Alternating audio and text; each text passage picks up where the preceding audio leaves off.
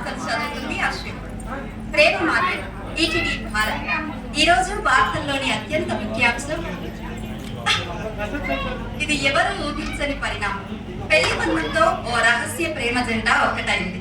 ప్రముఖ మీడియా సంస్థలో వార్తా సంగ్రాహకుడిగా విధులు నిర్వహించే రవిరాజు అనే అమాయకుడు, అదే కార్యాలయంలో వ్యాఖ్యాతగా చేరిన అశ్విని అనే అమాయకురాలి మనసులు అదును చూసి దొంగిలించారు.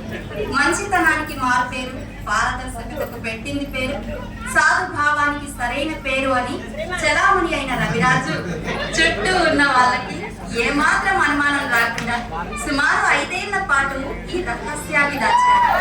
కానీ ఇక మా వాళ్ళ కాదు అనుకున్నారో ఏమో, ఈ ఇద్దరు అమాయకులు వారి రహస్య ప్రేమను వాళ్ళ ఇళ్లలో బట్టబయలు చేసి ఒప్పించారు. చివరికి పెళ్లి ముహూర్తం పెట్టుకున్నాక సమాజానికి వారి ప్రేమను తెలపడంతో ఆశ్చర్యపోవడం అందరి వంతైంది. ఇంత పెద్ద విషయం దాచి మిత్రదోహం చేసిన పెళ్లి బంధంతో ఒకటవుతున్న ఈ జంటను గొప్ప మనసుతో క్షమించి దీవించడం అనేది స్నేహితుల గొప్పతనం.